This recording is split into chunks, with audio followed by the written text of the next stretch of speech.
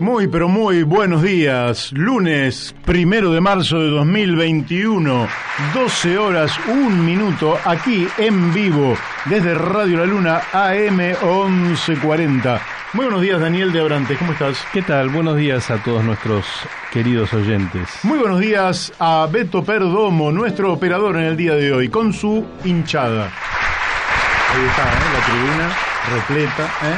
Bueno, para que sepan que estamos en vivo, en vivo, esto no es grabado, esto no es un cassette, estamos aquí, ahora, en este momento. ¿Dónde está la radio? En el Palomar, Morón, Gran Buenos Aires, oeste del área metropolitana, 26 grados la temperatura, no hay probabilidades de precipitaciones, según dice el pronóstico, de ver si salimos después, está lloviendo, eso ocurre, humedad del 73% y vientos de 13 kilómetros por hora. Este es nuestro programa número 247, Seguimos sumando programas, es impresionante. Ya 2 años y medio aquí en la radio y 1000 entrevistas, Estamos en eso. Tenemos más entrevistas que goles tiene Messi. Eso para que vayan sabiéndolo. A ver. Podemos cambiar alguna por... Bueno, pero estamos en un muy, muy buen día, es decir... Estamos alegres, estamos felices, son días para disfrutar de la vida. Daniel, yo tengo una palabra que la voy a decir al aire, total, estamos de buen humor, que se llama confrutar. ¿Qué es no eso? Disfrutar. Es confrutar, es disfrutar con el otro, junto al otro. No disfrutar, que genera una... Bueno, después lo voy a hablar con alguien que sepa sobre estas cosas. Es una palabra inventada. Bueno, le damos un saludo muy fuerte a todos nuestros oyentes que nos siguen por la antena de la radio en AM 1140, amplitud modulada 1140. Muy buenos días a todos ellos. Pero ahora también le damos los muy buenos días a la mayor parte de la gente que se está volcando a seguirnos a través de la página de Radio La Luna. Sí, señor, y señora.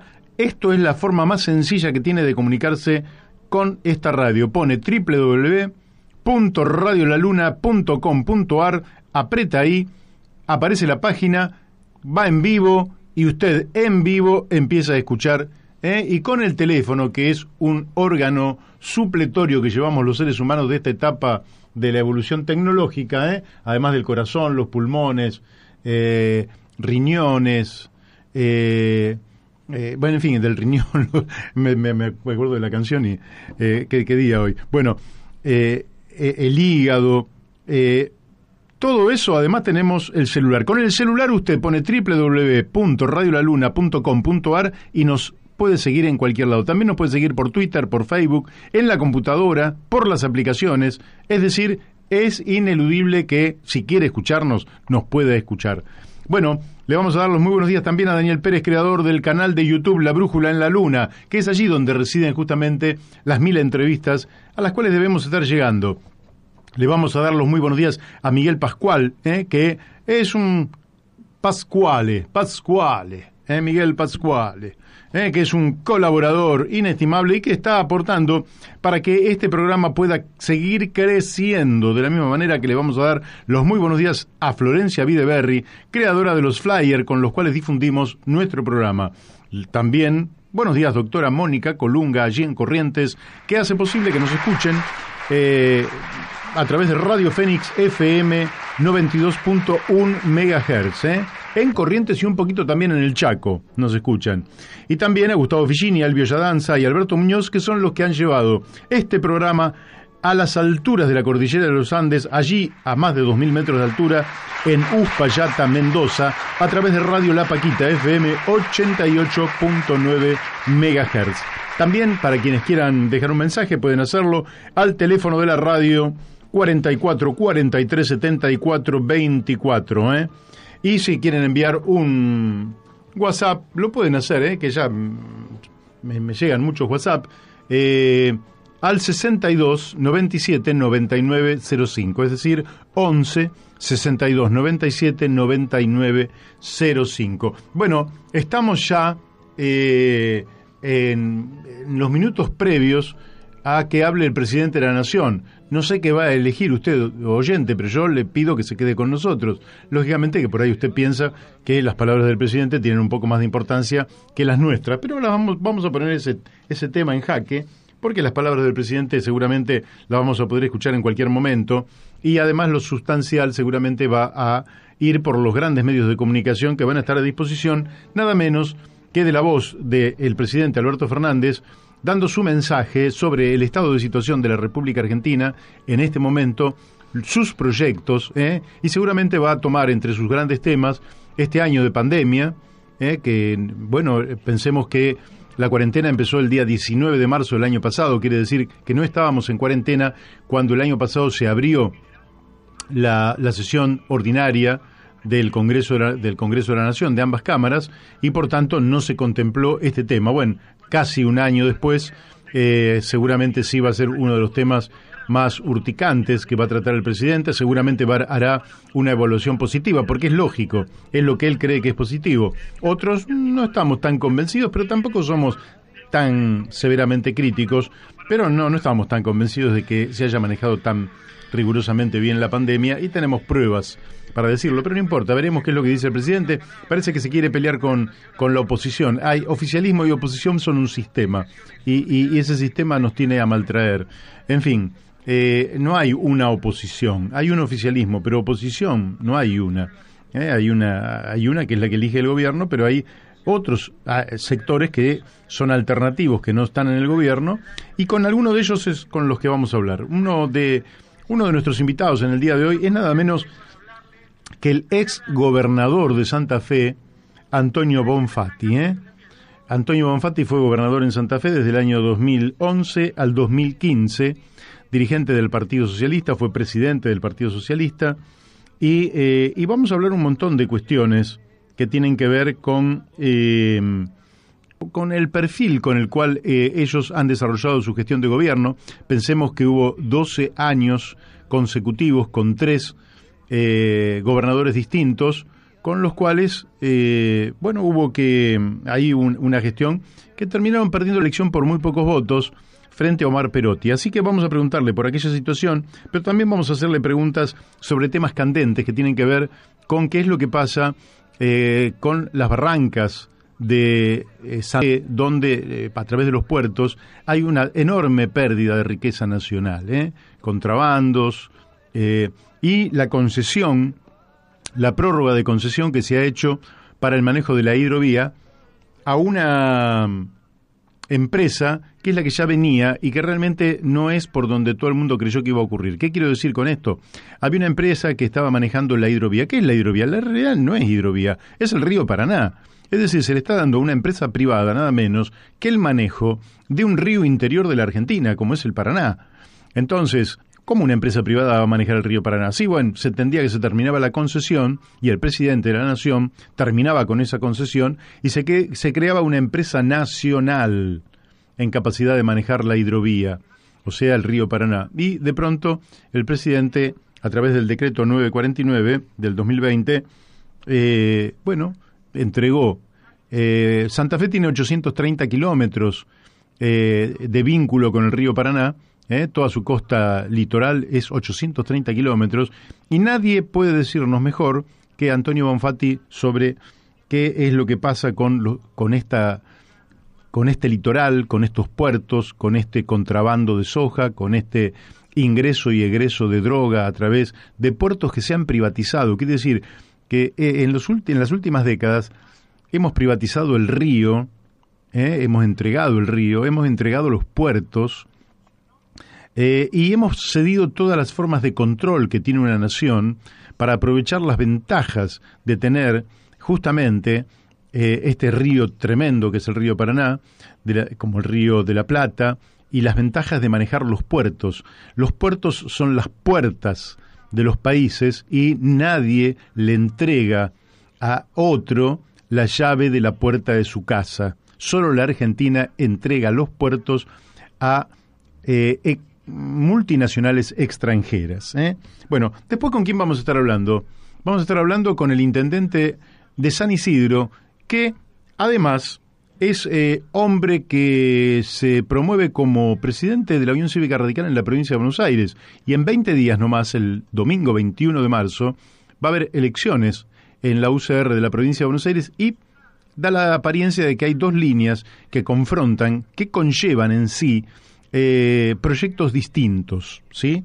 Me parece que es sumamente importante, bueno, qué es lo que nos va a decir Gustavo Pose, al cual le vamos a hacer algunas preguntas para que nos conteste y nos deje claro acerca de si ambos van a estar en el mismo espacio político, si ambos van a defender Juntos por el Cambio, si va a ser tan importante el papel de la UCR allí adentro, cuando en la primaria del 2015 Macri venció por 27-3 a la Unión Cívica Radical. 27-3. Pero eso nos lo va a contestar el doctor Gustavo Pose, intendente de San Isidro. Y vamos a estar hablando también con Julio Raffo, Y le vamos a preguntar a Julio Raffo sobre la condena de la semana pasada a Lázaro Báez. Y otros, no solo Lázaro Báez. Pero si tiene fundamento jurídico esa condena. ¿Y por qué, si eran 3 jueces, el fallo fue dividido? Y si es una sentencia que en realidad es una sentencia política que apunta contra Cristina Fernández de Kirchner. Si se trata de lawfare, como dicen en el campamento kirchnerista, o en realidad hay fundamentos, pruebas contundentes que justifiquen este tipo de fallo. Bueno, quiere decir que vamos a tener 3 invitados de lujo en un programa que espero que les resulte del todo agradable. Y mientras yo estoy hablando, escucho la voz del presidente, pero no puedo, lógicamente que no puedo entender qué es lo que está diciendo el presidente. Pero es importante porque ya mucha gente está prestando atención a el inicio, podríamos decir, del año político. El 1 de marzo, antes era el 1 de mayo, que se iniciaba la sesión ordinaria del Congreso, pero lógicamente había otros medios de comunicación y de transporte. En aquel entonces, a fin de año, los diputados y los senadores se iban a sus provincias y lógicamente se quedaban allí varios meses y volvían para el 1 de mayo. Es decir, en abril emprendían el regreso a Buenos Aires para las sesiones en el Congreso Nacional. Ahora, como los medios de comunicación y de transporte lo permiten, el periodo en el cual no funciona el Congreso es entre los meses de enero y febrero, y ya el 1 de marzo se inicia, y con él se inicia también, digamos, el año político. Y en un año como el año 2021, que es un año de elecciones, el año político va a tener una enorme cantidad de ingredientes, porque va a tener ingredientes de tipo económico, ingredientes de tipo social, ingredientes de tipo electoral. En el plano electoral, ¿cuál es la mayor incertidumbre? En el campo electoral la mayor incertidumbre es si habrá paso o no habrá paso. Entonces, las primarias abiertas, simultáneas y obligatorias, bueno, es un tema de discusión. Desde mi punto de vista, en un año como este, donde venimos golpeados económicamente, con una caída del PBI del 10%, donde aumentó la desocupación, donde hay actividades que se han paralizado a lo largo de este último año, derrochar dinero en resolver los problemas de la dirigencia política, para eso son las PASO. Las PASO no han servido para democratizar la vida interna de los partidos políticos, ni mucho menos. Lo que pasa es que está el candidato A, que quiere ser primero, y el candidato B, que también quiere ser primero. ¿Y cómo hacemos? ¿Nos tiramos de los pelos o cómo hacemos? No, organicemos unas PASO. ¿Qué les recomendaría yo? Que el candidato A y el candidato B se pongan de acuerdo y que resuelvan esto y que evitemos el gasto monumental y el riesgo de movilizar a 25 millones de personas para las primarias. Y que vayamos directamente a la elección de octubre, la elección general. De esa manera hay un ahorro de economía, disminuimos los riesgos, el Estado prorrogamos el inicio de la campaña electoral, porque si hay paso, la campaña electoral ya empieza los próximos días, y si no hay paso, por lo menos nos podemos tomar 2 o 3 meses para el inicio de la campaña electoral.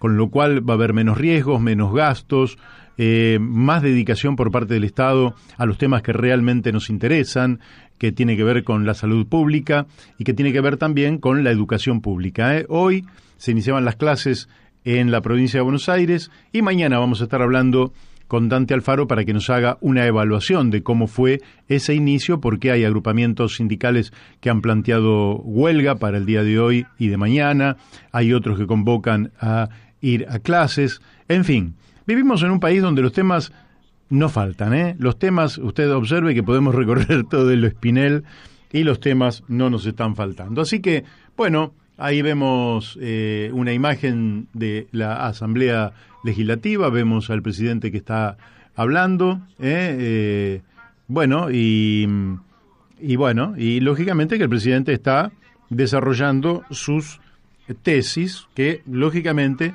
son en las que él cree. Y por otra parte, bueno, se supone que todavía es la primer minoría de la Argentina, casi con seguridad que es la primer minoría, y es lógico que defienda sus tesis.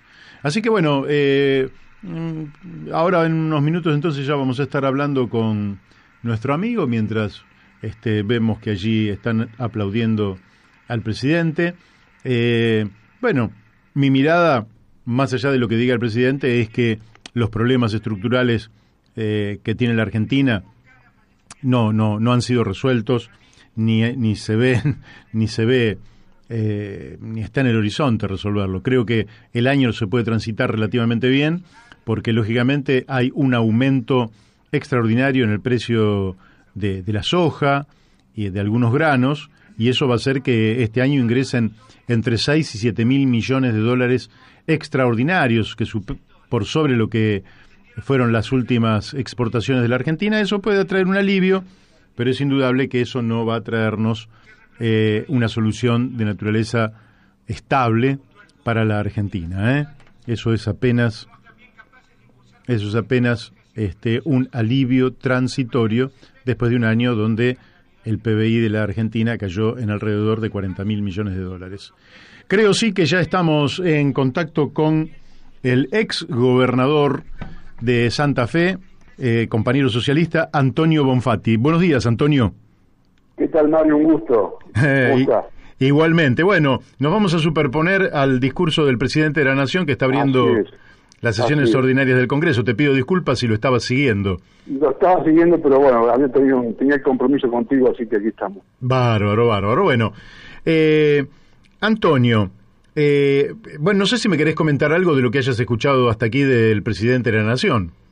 No, muy poco, porque justo también estoy en otro llamado telefónico y pude escuchar el inicio del tema de vacunas, bueno, la preocupación indudablemente por lo que ha sido la pandemia y ahora el tema de los estudiantes, y no pude escuchar mucho más.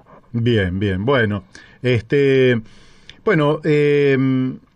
yo te quería preguntar porque, bueno, empezar preguntándote porque estamos justamente en un marco todavía de pandemia, donde, bueno, los últimos días ha venido bajando el número de contagios y también el número de fallecidos por COVID-19, pero nadie sabe cómo se encaminará hacia el futuro inmediato, si es cierto que vendrá una nueva ola, etcétera. Y cómo, a través de los 12 años de la gestión socialista en Santa Fe, Hermes Wiener, vos, Antonio Bonfatti y luego Miguel Lifchit, se fortaleció mucho el sistema de salud de Santa Fe. Me gustaría que nos hicieras vos un balance sobre cómo bancó, por decirlo de alguna manera, el sistema de salud esta epidemia que nos tiene a maltraer desde hace un año. En primer lugar, teniendo un proyecto de lo que pretendíamos. Nosotros nos planteamos ya desde la Intendencia de Rosario, que gobernábamos ya del año 89, instrumentar un modelo de salud acorde a nuestro país y no copiando recetas, y obviamente con un rol preponderante del Estado. Claro. En ese sentido, como regulador del sistema, a pesar de que en este país hay tantos subsistemas, ¿no? Las obras sociales, las prepagas, el privado. Nosotros era desde el sector público el fortalecimiento del mismo y darle a todos la igualdad de oportunidades, el acceso universal, la gratuidad, la provisión de medicamentos y obviamente jerarquizando la atención primaria. porque hoy se resuelve el 86% de los problemas, se sigue resolviendo de la misma manera que hace 50 o 100 años atrás, sin tecnología. Con la mano, palpando, ocultando, hablando con el paciente, mirándolo. Esta es la forma de resolver estos problemas. Y después una cadena, digamos, por así decirlo, eslabones de mayor complejidad, con los centros de especialidades médicas ambulatorios y grandes hospitales de emergencia y cuidados críticos, y así fuimos elaborando los centros de atención primaria de la salud que se construyeron. Los hospitales de mediana complejidad se hicieron 6 en la provincia, en distintas regiones, para evitar que la gente tenga tantos traslados. No te olvides que Santa Fe tiene 1000 kilómetros de norte a sur, claro. Y 5 hospitales de alta complejidad y de emergencia, de los cuales 3 se terminaron, 2 no alcanzamos a terminar, porque estamos hablando de 38.000 metros cuadrados uno y 25.000 metros cuadrados otro. Tuvimos dificultades con uno de ellos, con el intendente, que era Perotti en aquel momento, que no nos entregaba un terreno para poder construir el hospital, que tiene más de una manzana y media. Bueno, y obviamente la producción de medicamentos. Esto significó tener la mortalidad materno-infantil más baja del país, tener mortalidad materna 0 a la hora de los partos, el 84% de todos los centros de atención primaria, de lo que se consume como medicamento en atención primaria se produce en la provincia y con el municipio de Rosario, y a su vez lo que se consume en los hospitales también con una alta incidencia, que reitero, es todo gratuito. Claro. Y la última tecnología existente al abordaje del diagnóstico. Tenemos maternidades que son modelos, que no existen en otro lugar de Argentina, parto respetado, interrupción voluntaria del embarazo siguiendo las reglas, las leyes.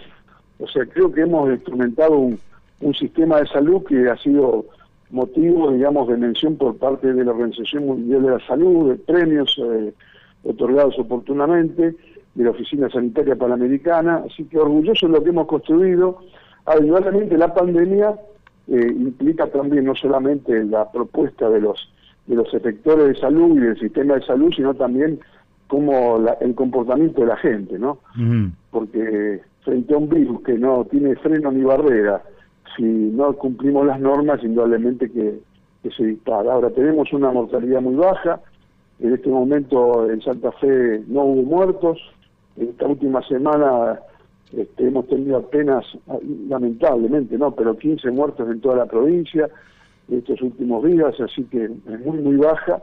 Y bueno, siempre no logramos tener nunca saturación de las camas críticas. Llegamos a tener 90 y pico, pero nunca estuvieron saturadas, lo cual demostró la eficiencia del sistema. Claro. Y eso supongo yo que tiene que tener un reconocimiento en la opinión pública significativo. ¿La dirigencia política lo reconoce? Bueno, lamentablemente quienes están en el gobierno ahora hablan de lo bien que están las cosas sin entender que también hay todo un pasado, porque sin todo lo que se ha construido es imposible que hoy tener los frutos, claro, o recoger los frutos de lo que tenemos, ¿no? Pero bueno, siempre así las mezquindades no son ajenas a este país en la política. ¿Y cómo lo ves a Omar Perotti en el manejo de la provincia? Bueno, hay una encuesta que dice que se está considerando el peor gobernador del país. No lo digo yo, lo dicen las encuestas nacionales. Así es. Creo que no tiene planes, no tiene proyectos en ninguna de las áreas, lamentablemente. Tampoco tiene gestores, porque creo que no se han capacitado, no se han formado. Y ha formado un conglomerado, digamos, de distintos, por así decirlo, tribus, no sé si cabe la palabra, de distintas fracciones del peronismo que después se van repartiendo espacio y no hay una universidad de criterio, eso no es bueno. Claro, sí. Y el tema de la inseguridad con el que tanto sufrieron ustedes durante sus gestiones, ¿qué es lo que ha pasado en los últimos tiempos bajo la gestión de justamente de Omar Perotti y de Marcelo Saín? Se ha incrementado un 20% la criminalidad el año pasado. Ellos que creían que era soplar y hacer botellas, ¿no? Y que venían con la paz y el orden como eslogan y que tenían la solución para todo.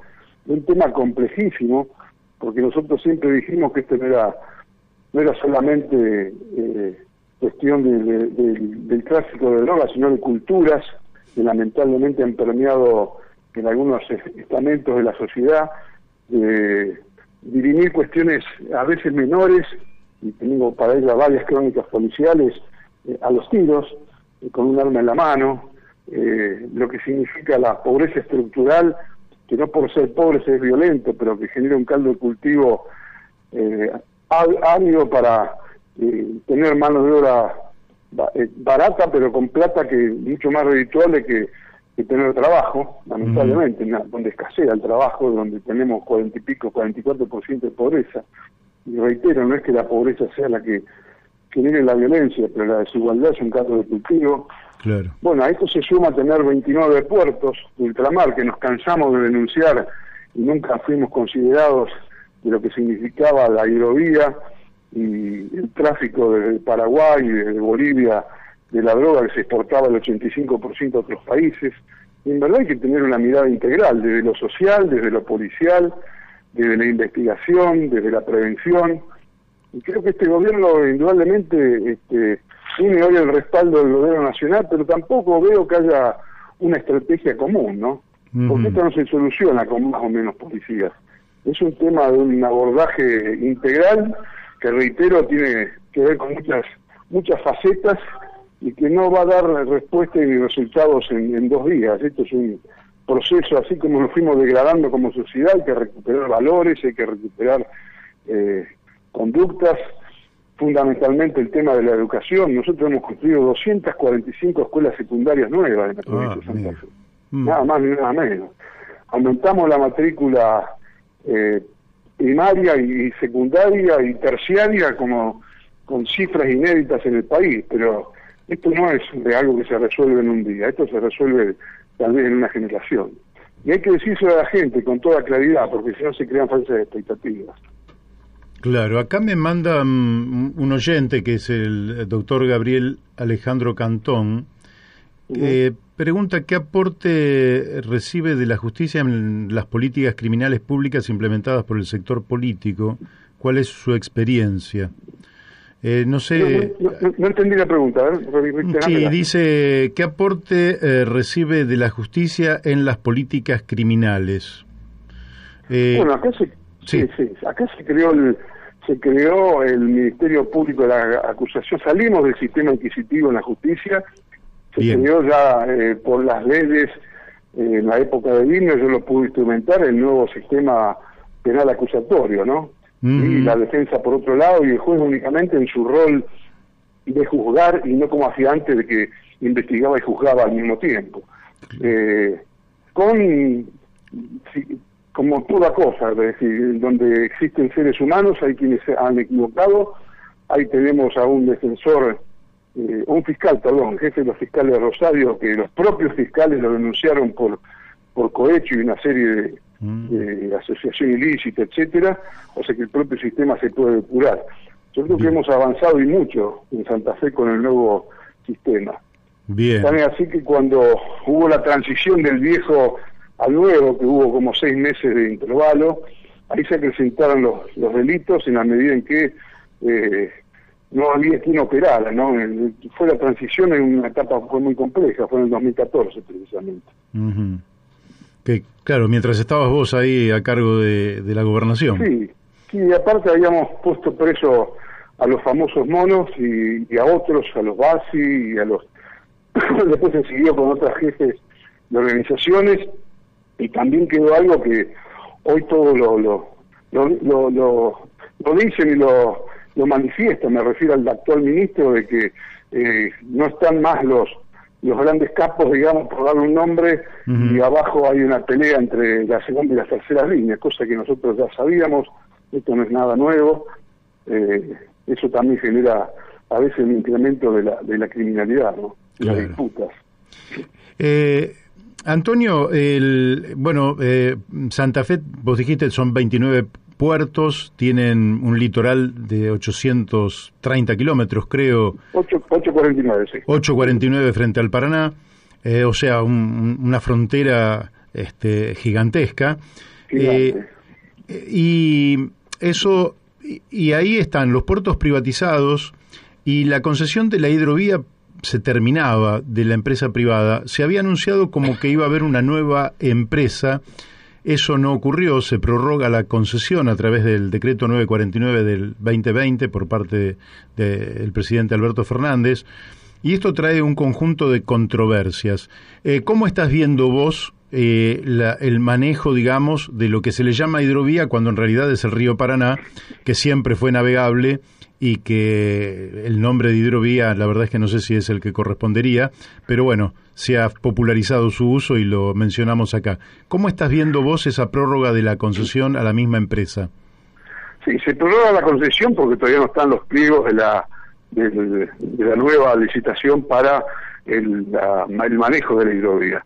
En verdad, una cosa es el dragado, al cual uno cuando habla de hidrovía se hace referencia creyendo que ese es el tema, y es un tema extremadamente más complejo. Vos fíjate que hoy el 80% de la producción argentina, me refiero a agrícola y con sus subsidiarias industriales, sale por el río Paraná, en donde se hablaba mucho de vaca muerta, pero vaca muerta hoy prácticamente, primero para que funcione, precisa de $10 millones, que no sé quién lo va a aportar, y todavía no es algo que esté mucho más allá de la crítica que hagamos al petróleo, digamos, sacado de la forma del fracking, ¿no? Sí. Pero la hidrovía, lo que nosotros apelamos y estamos manifestando permanentemente es que primero sea una cuestión federal, cosa que se había anunciado con bombos y platillos, y después en la evolución del tiempo esto no sucedió, a pesar de que hubo una reunión con los gobernadores, pero creo que hay que tener una mirada integral y no a ver quién se lleva un pedacito de la torta para cada provincia. Nosotros tenemos que pensar la hidrovía en función de lo que significa también el transporte ferroviario, las conexiones viales, que la carga se mueva por el río y no se mueva por la tierra, porque indudablemente el costo claro, del movimiento de camiones y aparte todo lo que es la afectación del medio ambiente. Otro tema que tampoco se está valorando, se piensa en profundizar el dragado. Operadores de dragas en el mundo no hay muchos, hay 4 o 5 empresas. Yo he escuchado hablar de una empresa del Estado, yo creo que hoy no tenemos condiciones para ello, pero esto también va de la mano con que tuvimos alguna vez la producción de buques Panamax en Tandanor, teníamos Domecq García, hoy dejamos de producir barcos, eso es una vergüenza. Las barcazas, tendríamos una empresa acá en Santa Fe, bueno, indudablemente era mucho más fácil traerlas del Mississippi porque una serie de inconvenientes para la chapa naval para barcazas acá. El otro tema que digamos no menor, el cambio de todas las barcazas que prácticamente lo maneja el paraguayo, y ¿por qué no lo maneja Argentina? claro. Pero hay una serie de cosas, porque es un tema extremadamente complejo, integral, que hay que verlo en todas sus facetas, pero lo que yo creo que nosotros tenemos que tener un ente regulador en donde se controle, por otro lado también, esto de no menor, lo que entra y lo que sale, pero en cuanto a volumen también y en cuanto a qué es lo que se lleva. Digo volumen porque hoy hay una declaración jurada y con una declaración jurada se va un barco. Sí. Te puede declarar 3.000 toneladas, 5.000 toneladas menos, 10.000 toneladas menos, lo que se le ocurra. Es simple declaración jurada. Y estos son millones y millones de dólares que el país pierde. Entonces me parece que hay que poner un ojo en todas estas cosas y tener una visión integral a 20, 25 años, pero donde se van cumpliendo determinados plazos. Tiene que haber un plan estratégico para el abordaje de la hidrovía. No es solamente, como muchos creen, bueno, tragamos 34 pies, o 36, o 38, 40, eso es parte de las discusiones. Obviamente el tema del medio ambiente, ¿no? Sí, hay sí. que tener siempre presente eso. Sí, sí. Así que, creo que queda en evidencia con lo que vos decís que Argentina ha perdido el hábito por la planificación estratégica, integral y orientativa, ¿no? Totalmente, no tiene políticas públicas que permanezcan en el tiempo. Hoy lo he escuchado a un colega tuyo hablando de la política exterior chilena, estaba refiriendo también al tema de vacunas. Nosotros hemos puesto, fíjate, en miles de voluntarios para la vacuna y en Argentina se está produciendo vacuna por una empresa privada. Ahora, cuando se produce en Inglaterra, la Comunidad Europea le dice, muchachos, primero acá tienen que abastecer Europa, después pueden salir para afuera. O sea, nosotros ponemos los voluntarios, fabricamos vacuna argentina y la mandamos a otros países y estamos mendigando vacunas. Digo, y el gobierno nacional se había involucrado con esa anuncio con la empresa privada. Acordémonos estas cosas, ¿no? A veces en la vorágine de las noticias uno se olvida de ellas. Sí. Digo, hay que...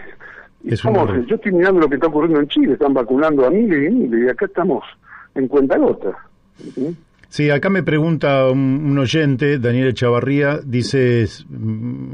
preguntar por la posibilidad de tener laboratorios estatales. Creo que en alguna medida ya lo dijiste, ante la evidencia del robo a que nos someten las multinacionales del medicamento y las vacunas. Bueno, aprovecho para ampliar y preguntarte, ¿ustedes tuvieron algún tipo de presión?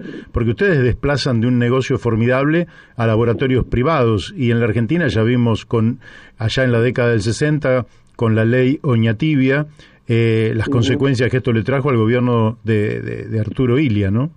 Mira, yo te voy a contar una anécdota. Yo en el 95, y cuando Hermes Wiener asume como intendente de Rosario, yo era el secretario de Salud Pública. Y lo primero que comenzamos a hacer era sueros. Destrozados, ringer, lactato. Compramos la caldera, tuvimos que tumbar una pared para poder meterla adentro, en una casona vieja, y empezamos a fabricar suero.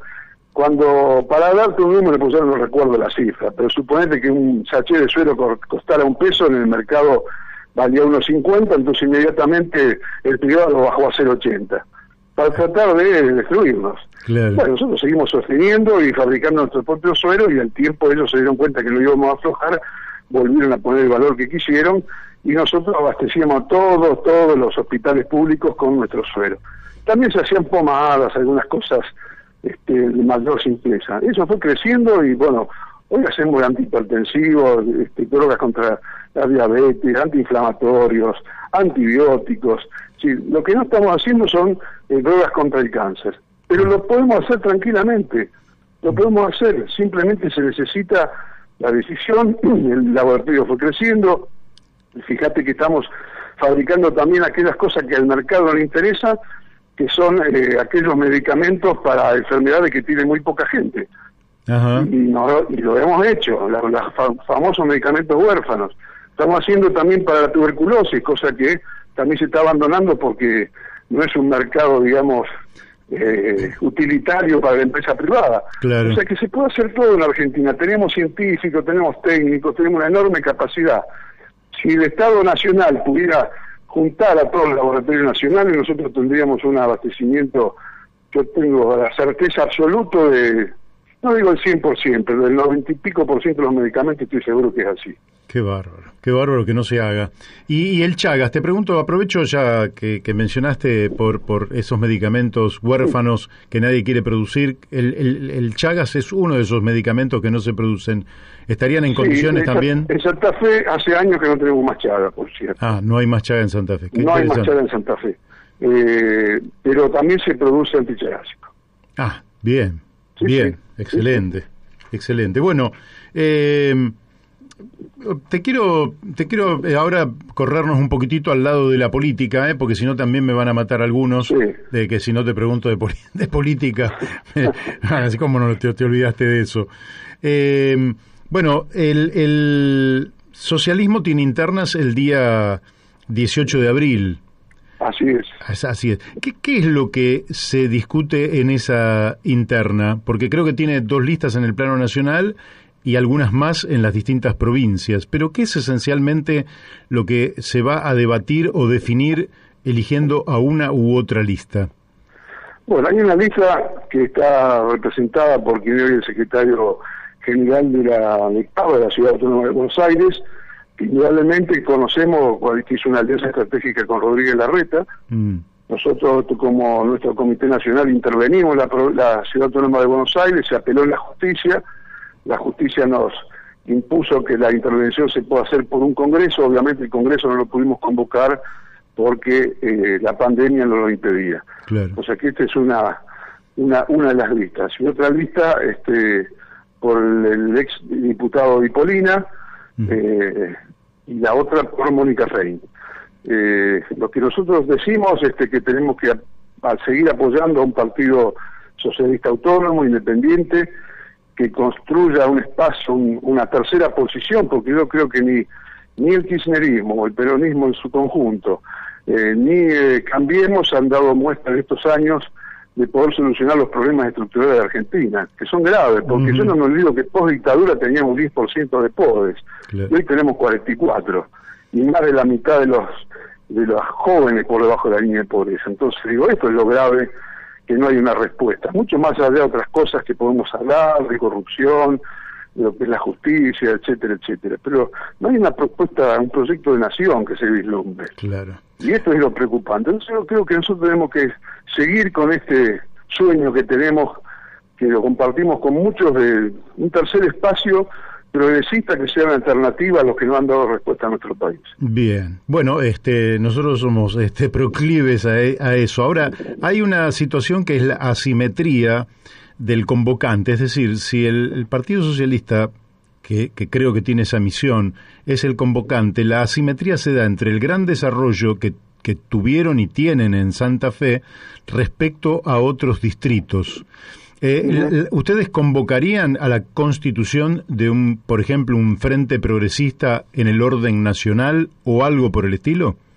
Sin dudas, sin dudas. Ahora creo que no tiene que haber un convocante, tenemos que ser ponernos de acuerdo entre todos aquellos, no solamente partidos, organizaciones sociales, claro, algunas organizaciones sindicales con las cuales podemos coincidir en esto, algunas asociaciones empresarias con las cuales podemos coincidir con esto, profesionales, en que tenemos que buscar otra alternativa. Digo, yo creo que nadie puede acá atribuirse un patrimonio de decir soy el convocante, porque eso ya empieza poniendo al otro en otro lugar. Me parece que tenemos que ir dialogando. Yo en este momento, bueno, como presidente del partido, indudablemente, dada la circunstancia que estamos en el medio de este proceso electoral interno, y por otro lado hace muchísimos años que no teníamos, estoy un poco, digamos, como quieto, esperando a que se resuelva, y a partir de allí tomar el contacto con todos y tratar de encontrar este acuerdo. Bien, aprovecho y te hago la última, porque después nosotros vamos a entrevistar al intendente de San Isidro, Gustavo Pose, que marchan a las internas, por lo menos en la provincia de Buenos Aires, donde ellos intentan justamente generar, a partir del triunfo del sector de Gustavo Pose, Martín Lustó, Freddy Storani, ahí también apoya el Chanqui Cáceres, en fin, Juan Manuel Casella, piensan que pueden transformar a Juntos por el Cambio de una fuerza claramente de derecha en una fuerza de centro-izquierda. ¿Vos creés que es posible esa metamorfosis? ¿Vos me dijiste Juntos por el Cambio o Cambiemos? Bueno, sería más o menos lo mismo. Sí. Cambiemos con el 15 y... No, yo no creo, digamos, en las... cuando uno los ve gobernando se da cuenta cuál es la prioridad de uno y cuál es la prioridad del otro. Claro. Cuál es el rol que se le da a la universidad, cuál es el rol que se le da a la ciencia y la tecnología, cuál es el rol que se le da al Estado en cuanto a controlar y administrar los bienes comunes, qué jerarquía tiene la salud y la educación, el federalismo, cambiar la matriz productiva de la República Argentina, el extractivismo sí o no, la pequeña y mediana empresa sí o no. Digo, ahí están las cosas, porque yo estoy ya a esta altura de mi vida, con mis 70 años, digo, los acuerdos de cúpula no sirven para nada. Primero hay que ponerse de acuerdo en qué proyecto de país querés. Claro. Y en función de eso, bueno, a ver, ¿qué vamos a hacer? En un plazo de 20 años, ¿qué vamos a hacer? ¿Cuáles van a ser los pasos que vamos a ir tomando? Y en función de eso después surgirán nombres que siempre son necesarios, liderazgos, aquellos que tengan una empatía con la comunidad, que se puedan interpretar estas cosas que se discutan, pero ya vivimos la época de la alianza, en cuando se juntaban los dirigentes y se armó un espacio y después no se sabía ni qué hacer. Y eso fue un fracaso. Entonces yo creo, primero, en tener los proyectos acabados y definidos, y a partir de allí hay que realizarlos, instrumentarlos, llevarlos a la práctica. Bien. Y tratar de encontrar la mayor cantidad de consenso posible en la sociedad, que la sociedad sea parte de esto. Que tal vez se convoca el Consejo Económico y Social y Político, no están los partidos de la oposición. Uh-huh. Y organizaciones sociales está bien, sindicatos y empresarios está bien, ¿y el resto? Sí, claro. Entonces me parece que es débil eso, porque nosotros lo que tenemos que lograr es ponernos de acuerdo. Y esto no es solamente como si fuera una paritaria. Sí. Es un mecanismo de regulación económica y social, pero de solución de conflictos y desajuste. Se tiene que tener una dimensión esencialmente política, valorar y procurar ese acuerdo básico del cual estamos hablando. Bonfatti, usted Daniel de Abrantes le pregunta, ¿qué tal? ¿Cómo le va? Un gusto, ¿cómo está? Usted está señalando la necesidad de volver a una mirada con planificación estratégica, volver a las plataformas políticas, volver a darle contenido a la política, cosa que en la Argentina estamos viendo que en los últimos años se han ganado elecciones con frases huecas y después las plataformas se improvisaban y terminaban siendo, digamos, los gobiernos perdiendo el rumbo y bueno, así estamos, un país sin rumbo. El esfuerzo por construir un tercer espacio es un esfuerzo que viene también desde largo tiempo atrás y a veces uno piensa que ¿por qué han fracasado los terceros espacios? ¿Por defección de la gente que no los vota o porque los protagonistas, los dirigentes políticos no han sabido sostener esas propuestas a lo largo del tiempo? Porque siempre volvemos a esta necesidad, tenemos que construir un tercer espacio y nos miramos a veces en el espejo del Uruguay, ¿no? Y vemos el Frente Amplio y decimos, bueno, ¿por qué no somos capaces de construir una institución con capacidad de proyectarse a lo largo del tiempo, ¿no? Tiene un poco de todo, pero fundamentalmente en un país en donde hay una enorme falandulización de la política. Yo digo, los medios en esto influyen y mucho en cuanto a, bueno, hemos tenido cantantes, claro, automovilistas, etcétera, a los cuales se apeló para gobernar. Y con esto no sale un país adelante. Claro, claro. Yo lo veo permanentemente, es decir, gente que no toma la política en serio de una cosa que hay que estudiarla como una ciencia. Claro. Y que hay que tener una cierta formación de ir siendo concejal, después alguna otra responsabilidad.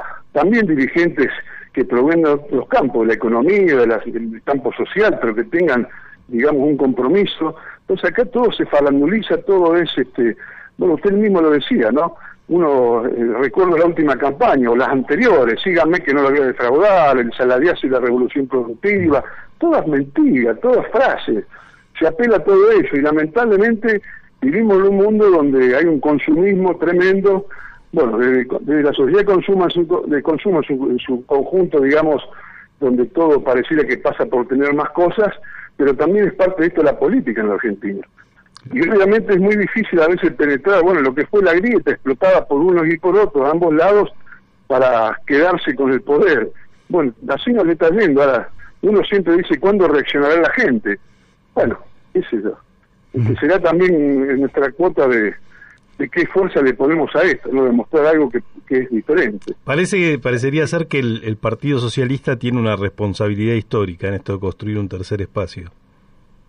Sí, no tengo dudas, pero digo, solo no, de esto tenemos que tener una fuerte encarnadura. Claro. Nosotros apelamos que en las próximas elecciones podamos mejorar los guarismos del anterior, ¿no? Uh-huh. ¿Y va Miguel Lifchey como candidato a senador nacional? Sí, en principio esta es la decisión. Sí. ¿Y las encuestas qué están diciendo?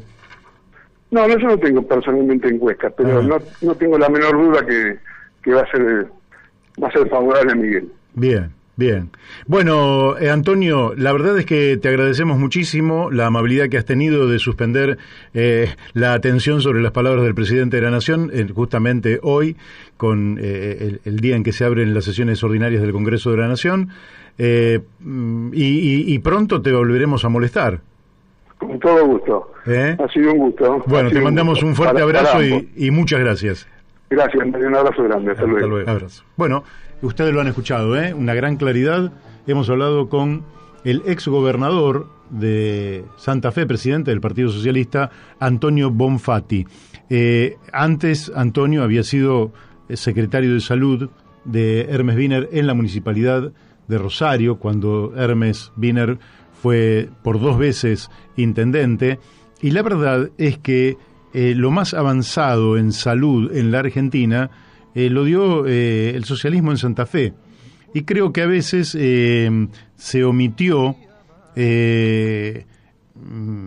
por decirlo así, por mezquindad, señalar que ese era el modelo a seguir en otras provincias y en el orden nacional. Y por intereses concretos. Y Mario. por intereses concretos, así es. Esto, lo que decía Bonfatti, ¿no? De estar en las puertas de poder producir los 1000 medicamentos básicos para la atención primaria de la salud, te genera fuertes resistencias. Lógico. Estamos hablando de negocios multimillonarios, ¿no? Así es. Bueno, mandan Graciela de Castelar, excelente Bonfatti, qué claridad. El doctor Gabriel Alejandro Cantón. Conclusión, Mario, excelente entrevista. Pienso que este es el momento para cambiar el discurso y sonar diferente. La Constitución Nacional debe ser la base. Propongamos devolverle a la gente el protagonismo constitucional que realmente tiene. Primero, devolverle la administración de justicia. Sobre esto vamos a hablar próximamente. Sobre que el pueblo retome la capacidad de administración de justicia, que ha sido arrebatada por la corporación política. Gracias Carlos Paz de Capital, gracias Daniel Echavarría, gracias Raúl Artelino, bueno, y todos los que nos han venido mandando, Jonathan, Alfredo, todos los que nos han venido mandando mensajes, muchísimas gracias. ¿Cómo estamos con el tiempo?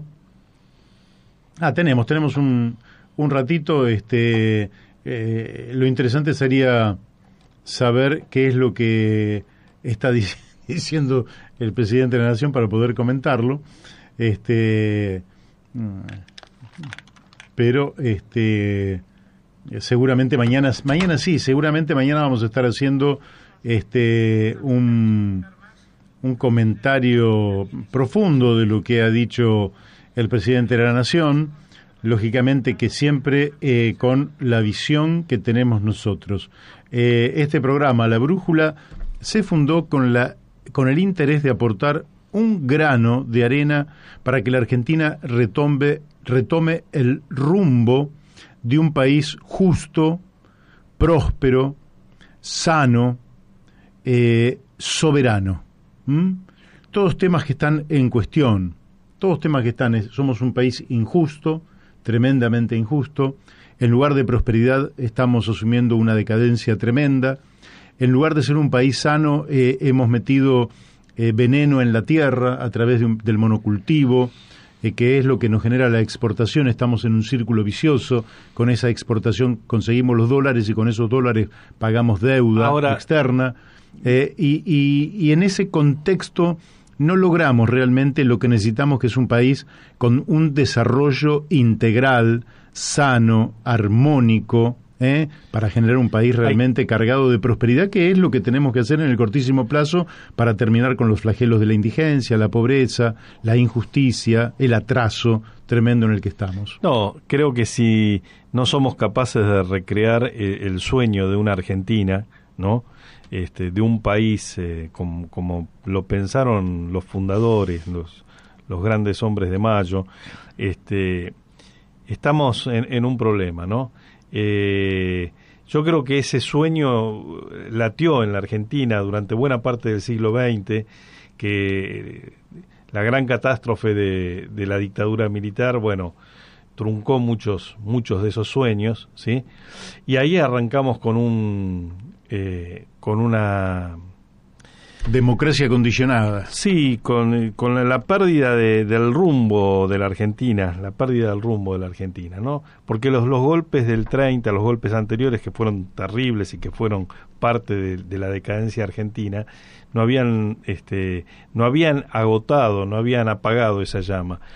Pero desde la recuperación de la democracia para acá, como decía Bonfatti, 10% de la pobreza, 44, casi 50% de la pobreza actualmente. Sí, y además hay una falacia muy grotesca que impulsan los capitales más concentrados, los grandes grupos económicos, el capital financiero, los grandes medios de comunicación, que es la falacia del mercado.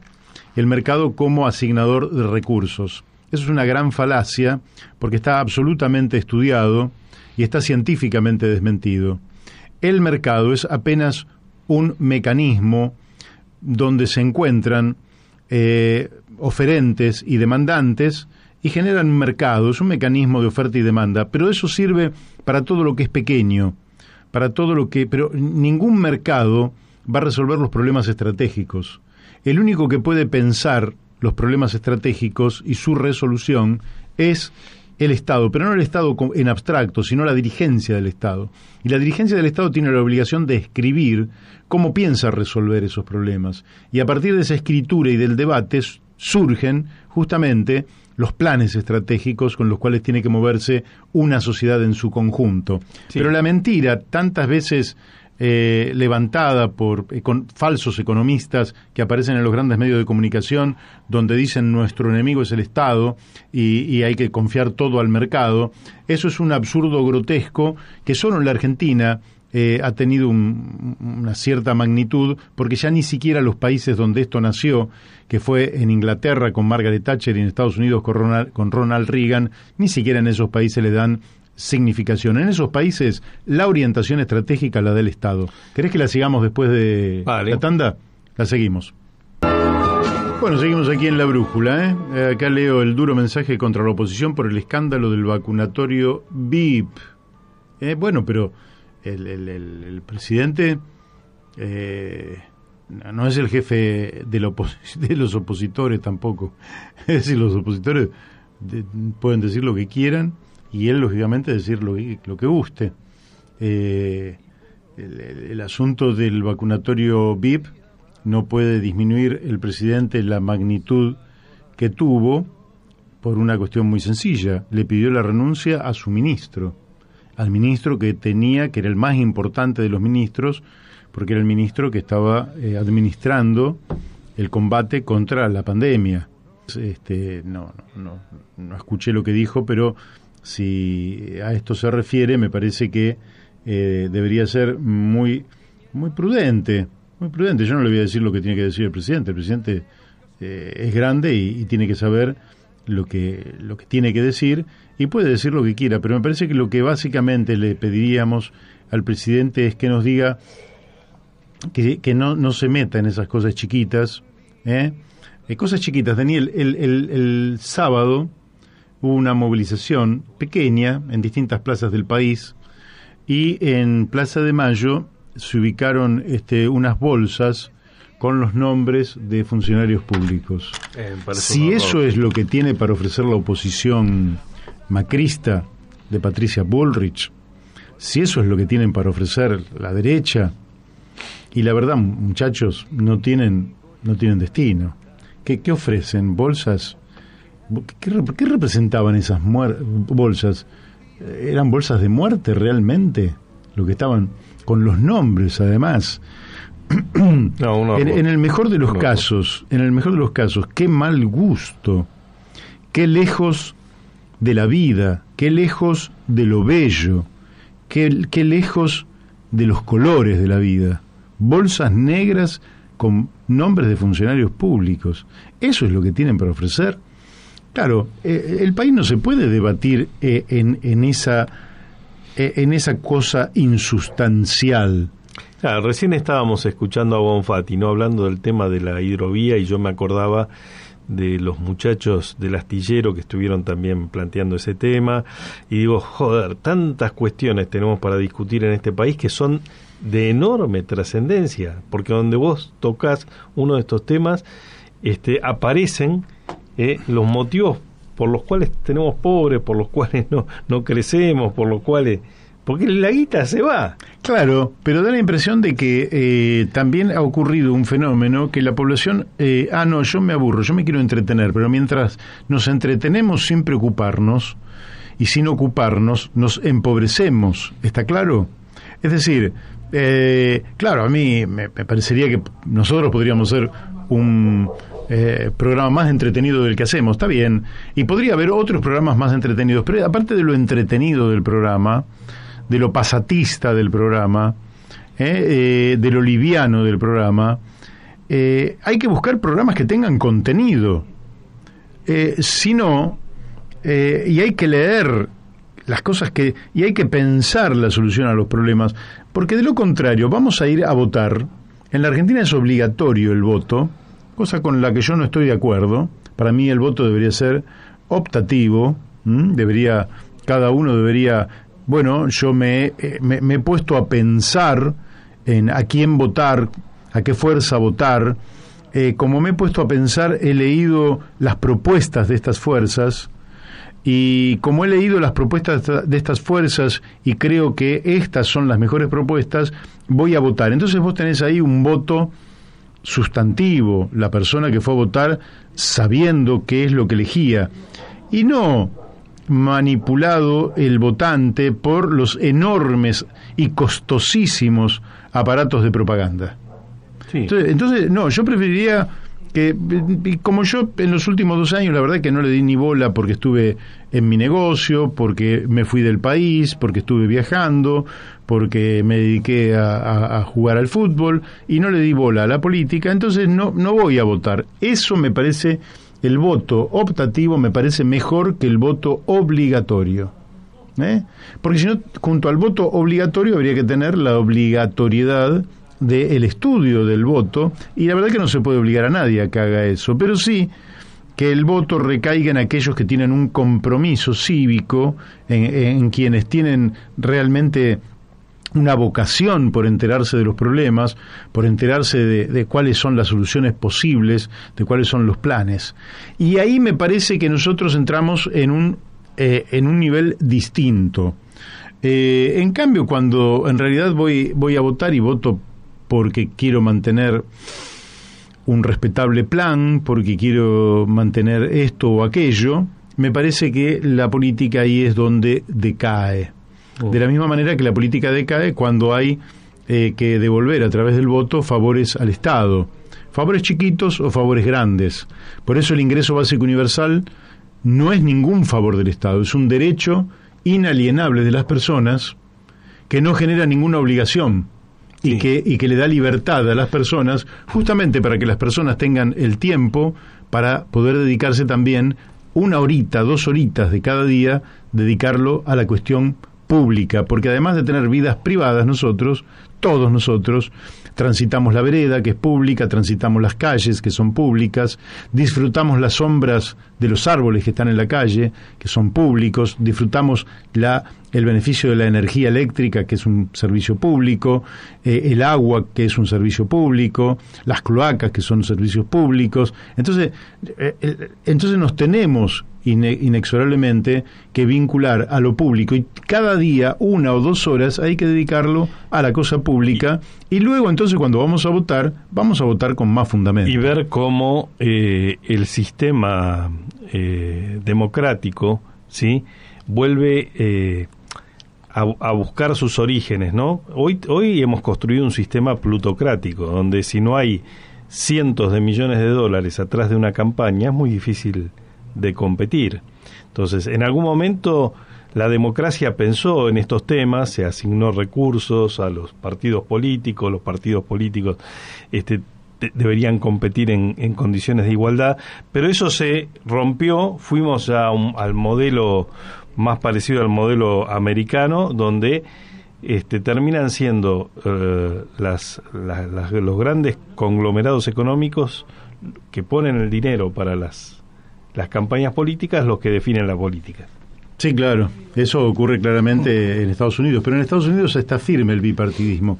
Ahora, acá también es cierto Pero acá también, Mario, ¿cuánto se gastó en la última campaña electoral? ¿Cuánto vale? Las 2 campañas, porque vos tenés las primarias. Sí, ¿cuánto vale elegir un presidente en la Argentina? Bueno, Hugo Alconada Mon dice que el piso es $100 millones. $100 millones. ¿De dónde sale ese dinero? $100 millones. A 100, vos fíjate lo que son, ¿no? Pero pará, ¿de dónde sale ese dinero? Y de las grandes empresas. No hay otra manera, el Estado no lo pone. No, claro. Y bueno, las empresas después se cobran los favores. Claro. Porque es una inversión. Claro. No lo ponen, las empresas no lo ponen en el rubro gastos, lo ponen en el rubro inversión. Es una plutocracia y no una democracia. Sí, o una democracia plutocrática, porque en definitiva también... Ahora, hay otra cuestión. En la Argentina han proliferado los partidos unipersonales. Una persona tiene un poco 10 minutos de fama y hace un partido político. Es un horror eso. Eso tampoco me parece que es sensato. Es decir, han prosperado la multiplicación de partidos que realmente porque hay una persona que durante 10 minutos tiene fama. Creo que estamos en contacto con el intendente de San Isidro, Gustavo Pose. ¿Es así, Gustavo?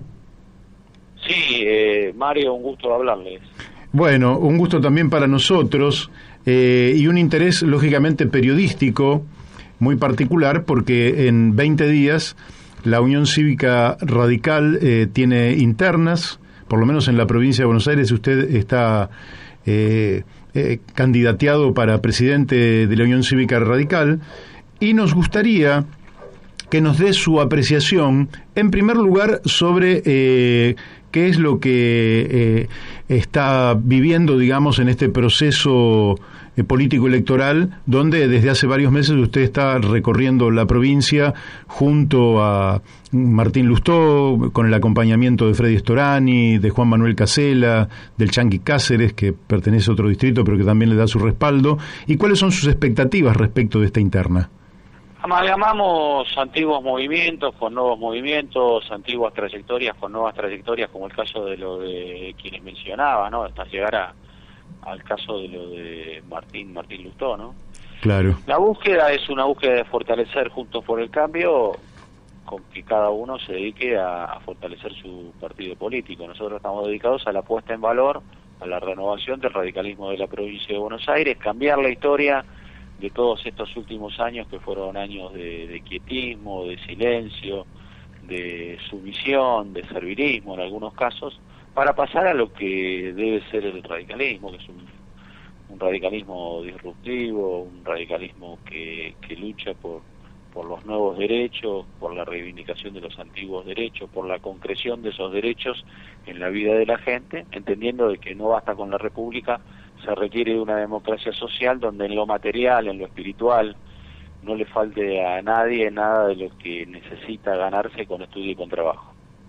Claro. Ahora, le comento que yo hace 6-7 años atrás, desde el movimiento Proyecto Sur, junto a otras fuerzas, entre las cuales se destacaba la Unión Cívica Radical, constituimos UNEN, primero en Capital Federal, después en el orden nacional. En el orden nacional duró poco tiempo. No llegó incluso a ir a una sola elección, pero aquello tenía un perfil de justamente más de democracia social, más del centro a la izquierda. La impresión que uno tiene desde afuera es que el conglomerado que se constituye en 2015 con Cambiemos, que en aquel momento era una esperanza para mucha gente, y que después Juntos por el Cambio, que va en 2019, está volcado más del centro a la derecha. ¿Ustedes creen o tienen la ambición de que desde el radicalismo puedan darle justamente un perfil social no solo al radicalismo, sino a todo aquel conglomerado que es Juntos por el Cambio? El radicalismo debe ser una amplia avenida que convoque a todos los sectores del campo democrático y obviamente debe ser reequilibrado Juntos por el Cambio y debe ampliarse la base de sustentación con países, con líneas que sean con raíces similares a las nuestras. Y bueno, esa es una de las razones de la ideología de la elección interna. Hay una elección interna porque justamente hay que modificar esa situación por la cual el radicalismo es manejado desde afuera y el radicalismo pierde sus postulados, que son postulados de la gente. Acá nunca más contra la salud pública, nunca más contra la educación pública, nunca más contra la producción nacional, la importación indiscriminada, nunca más contra el trabajo. Entonces esas son las razones por las cuales nosotros ratificamos Juntos por el Cambio, vamos por la ampliación y desde esa ampliación buscar raíces similares. El 41% de la gente que nos votó, puede haber un núcleo duro en eso, pero no es todo el 41%, no es todo núcleo duro. El 41% se polariza la elección, la búsqueda, la esperanza y la obligación que se produce por parte del votante de pedirle a quienes son votados que amplíen el 41% al punto tal de reequilibrar el sistema de partidos políticos, que me parece que es un bien social de los argentinos poder lograr ese reequilibrio. La otra lista, ¿usted piensa que está, lo voy a decir yo, no lo diga usted, demasiado subordinada al PRO? Sí, es así. Es así. Se enteran por las noticias de lo que le dice Juntos por el Cambio, ¿no? Es un problema de falta de naturaleza de carácter, ¿no? Dirigir el radicalismo es un partido de carácter, dirigirlo requiere naturaleza de carácter. Pueden ser personas buenas, malas, regulares, hay de todo como en todos lados, pero si no se tiene carácter y si prevalece el decir que sí, el problema es decir todo que sí, además a un partido que no es un partido importante, como el caso de lo del PRO, pero que no tiene experiencia en materia política, y que tampoco llegado al momento del gobierno, vamos a decir, no, bueno, fue gobernado de manera excelente porque eran tecnócratas y estos tecnócratas nos llevaron a un éxito de gestión. No, tampoco fue eso. Y tampoco había muchos tecnócratas, ¿no? Era más la cuestión endogámica dentro de lo del PRO. Pero bueno, fue el gobierno del PRO en la provincia de Buenos Aires sobre todo. El radicalismo lo que tiene que hacer es ratificar el carácter frentista, ratificar Juntos por el Cambio, ampliarlo, posiblemente después cambie de nombre, Juntos por el Cambio, en esa ampliación. Y bueno, acá el radicalismo tiene una técnica por la cual en determinado momento el afiliado es el que decide el rumbo. Nosotros ofrecimos un rumbo por el cual el radicalismo se autodetermina y convoca Juntos por el Cambio, lo hace en calidad de socio pleno. Termina con esa situación por la cual no se le escuchó voz, respiración, ningún signo de vida en todo este tiempo, y comienza una etapa nueva buscando eso, buscando las prioridades. No es la interna, lo que ocurre es que somos seres políticos y es la política en la que tiene que cambiar esta situación, la de la recesión con el virus, que debe ser convocada una reunión de expertos para el tema de salir de esta situación, el tema del cuidado de todo lo que tiene que ver con esos bienes sociales de la gente que relatábamos, que es parte de la sociedad argentina, lo que tiene que ver con la salud, con la educación, lo que tiene que ver con la movilidad, en definitiva, con la accesibilidad a la movilidad social ascendente. Así es. Ahora, voy un pasito más adelante. Recién nosotros hablábamos con el ex gobernador de Santa Fe, Antonio Bonfatti, y justamente hablábamos sobre la necesidad de planificación. En algún momento también lo hablamos con gente proveniente del peronismo y con gente proveniente del radicalismo. Lo hablamos aquí con Leandro Ilia o con Juan Manuel Casella. Si ustedes tuvieran que definir 4 o 5 rasgos por los cuales ustedes creen que se tiene que identificar Juntos por el Cambio, más allá lógicamente de el tema de la salud y la educación, que creo que van en el buen rumbo, por decirlo de alguna manera, ¿cuáles serían esos rasgos distintivos que transformarían a este conjunto, que podría llegar a cambiar de nombre incluso, en una fuerza involucrada con lo nacional? Es decir, el radicalismo fue la causa frente al régimen, otrora, hace mucho tiempo, y cómo volver a ser la causa. ¿Cuáles serían las 3, 4 líneas importantes a partir de las cuales el radicalismo vuelva a enraizarse? De lo general a lo particular, hay 2 grandes organizaciones nacionales, una es el PJ, a quienes respetamos, otro obviamente es el radicalismo. El PJ los respetamos, ellos conforman un frente que es eficiente en lo electoral, pero ellos son siempre el hoy. Hoy hacemos tal cosa, mañana dicen hoy hacemos tal otra cosa, pasado mañana conviene hacer hoy otra cosa. El radicalismo es el sostenimiento de las políticas de Estado para los próximos 25 o 30 años, debe ser convocante. Entonces, ¿qué es lo que cambia? Primero, que el radicalismo pase a ser convocante, y después que el radicalismo tiene que colaborar con resolver en de qué manera se sale del momento de desinversión para pasar al momento de la inversión. Y la inversión no quiere decir que van a venir los yanquis, los japoneses, los alemanes. No, eso del mundo, volver a moverse le va a costar mucho. Estamos hablando de qué manera la Argentina puede producir con su mercado interno, con un mercado de exportaciones que permita las divisas suficientes como para tener los insumos para poder reactivar una genética que está en los argentinos, que es el empresario pyme, dar la oportunidad de que la economía, que es una ciencia social, no es una ciencia exacta, es de qué manera un conjunto de comunidades, una sociedad dada, va hacia un norte común.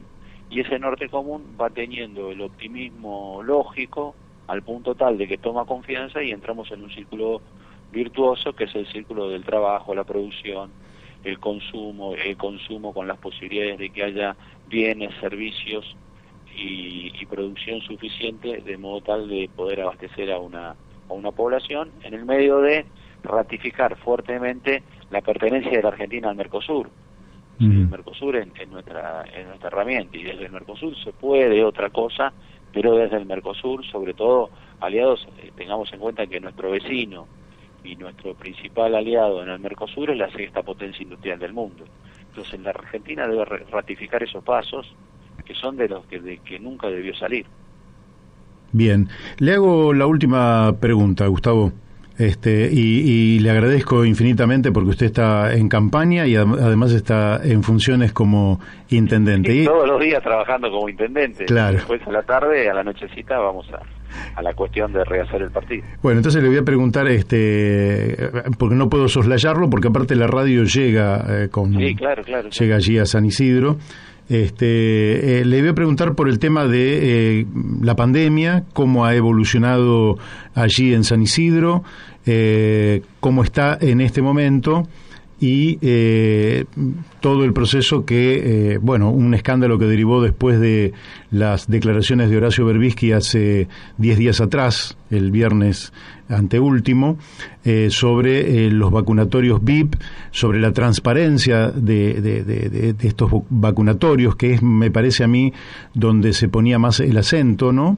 Le pido que me dé una panorámica. El Hospital Posadas es un hospital nacional en las puertas del Gran Buenos Aires. Es un tema más palaciego, que se podrá dilucidar cuando termine la instancia esta administrativa de lo que se está investigando y se judicialice o no. Es raro, ¿no? Es raro, por un lado, pedir la vacuna y el otro día comentar que le dieron la vacuna, ¿no? Sí. De manera regular o no regular, no se sabe. Lo cual deriva en la renuncia del ministro, y el ministro que no emite se sabe del enojo, pero no emite ningún tipo de declaración, el que deja de ser ministro. Es un tema ligado más a una situación palaciega en lo nacional. En la provincia de Buenos Aires, hasta el momento no se presentó ningún tipo de inconvenientes. En este momento me muestran que hoy día lunes, ya cada vez de manera más masiva, se está vacunando en el polo de salud en San Isidro. Con lo cual es bueno porque se salió del tema de que se decía que la Cámpora era la que, la verdad es que en el caso de la provincia de Buenos Aires se está haciendo a través de los municipios que tienen estructura de salud, como el caso del nuestro, donde toda la salud pública es municipal, se está haciendo bien. Las personas que se vacunan con un Excel que ya viene de provincia a través de las personas que se inscribieron en la página de Vacunar Provincia de Buenos Aires. Así que creo que estamos dentro de una cuestión normal. Lo cierto es que no hay suficiente cantidad de vacunas, y no hay suficiente cantidad de vacunas por razones geopolíticas. A ver, Chile es un país que el otro día volví a recordar y me di cuenta, desde el año 2019 está con toque de queda, pero no por el virus, está con toque de queda por las revueltas que tienen, desde que aumentó el subte 28 centavos. Sí. Y Chile, todas las revueltas que tienen es porque no tienen, se descubrió después, que Chile no tiene ni salud pública ni educación pública, pero Chile tiene vacunación masiva de vacunas de todo tipo. Entonces es una cuestión de geopolítica. Obviamente Chile pertenece al ALCA. Entonces me parece que producir enfrentamientos por razones de cuando lo real es que no funciona. ¿Puede haber incidentes en el tema del supuesto vacunatorio VIP? Sí.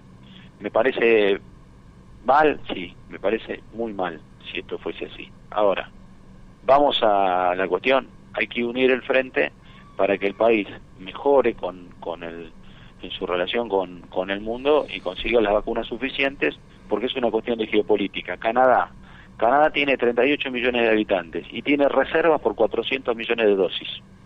Amigo. Alemania tiene una de las plantas, una de las empresas que producen la vacuna de Alemania. Alemania no tiene la suficiente cantidad. Hasta la semana pasada las personas mayores no tenían acceso a la vacuna.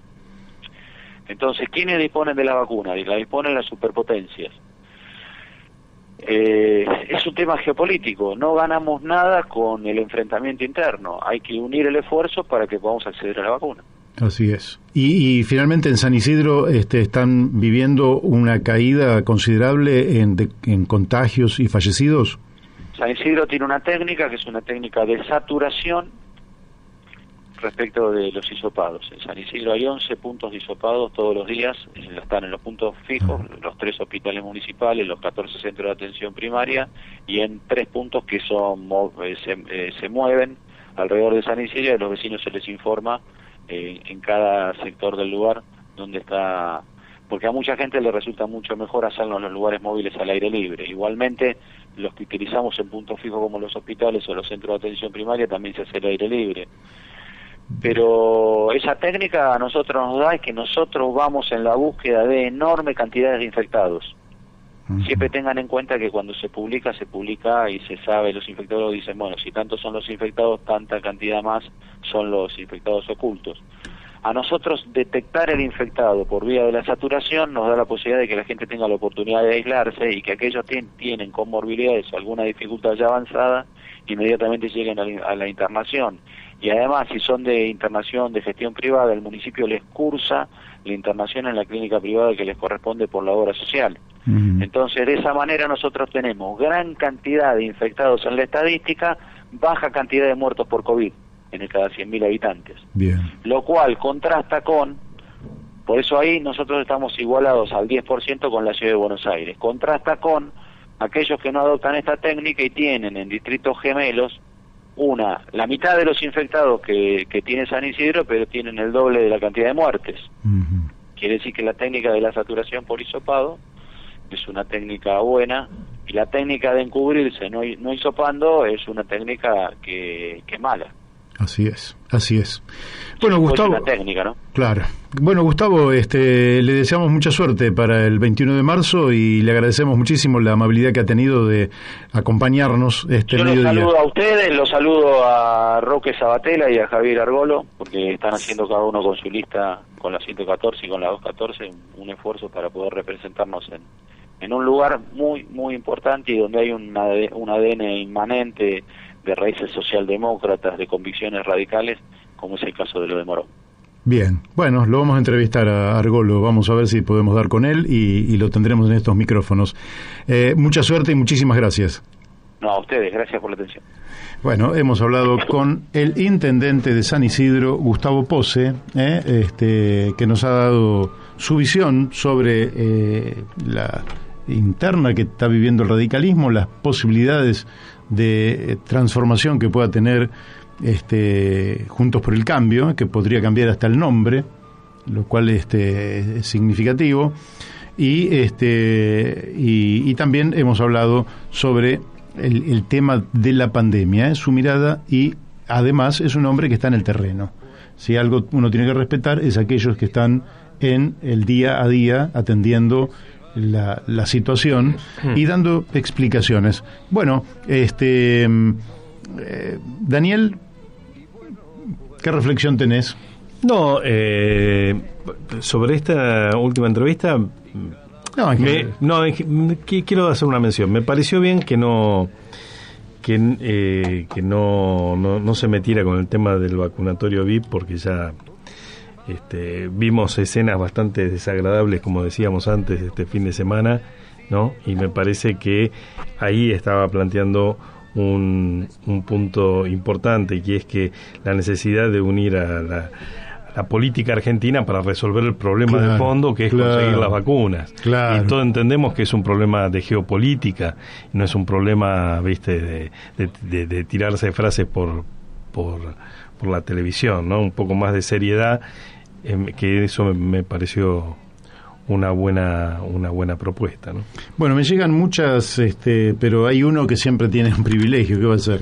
Que es nuestro amigo Mario Morales, que no sé qué nos dirá, pero lo largo al aire. Espero que el amigo... Hola Mario, buen día, estoy escuchando.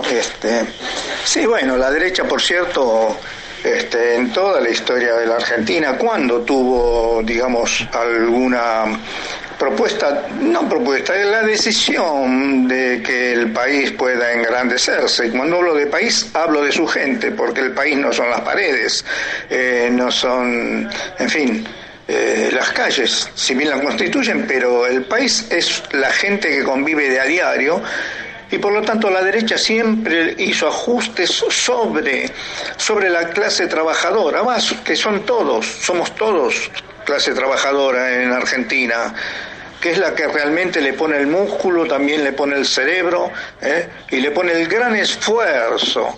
Y sin embargo siempre son sometidos, la derecha siempre ha sometido, ajustando sus salarios para menos, las jubilaciones y demás.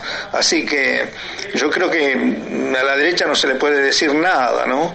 O sea, para saber cómo es la derecha hay que dejarla gobernar, decía un gran hombre. Así que bueno, Mario, quería aportar esto porque estoy, estoy escuchando el programa. Bien lo de Bonfatti. Bueno, aquí lo escuchamos. Él tiene un privilegio, porque es como si está desde el primer día acompañándonos como oyente, y es casi como si fuera de la mesa. Le pido disculpas a otra gente que nos está... bueno, el doctor Leandro Bacelo me pregunta, ¿Pose se vacunó? Y puede ser que sí. Bueno, yo he hecho un editorial respecto a este tema y he dicho que en realidad es el contexto, ¿no?, lo que ha hecho que todo esto se haya transformado en un escándalo. Pero me parece que si le pido... ¿Te parece escuchar un temita? ¿Cómo no?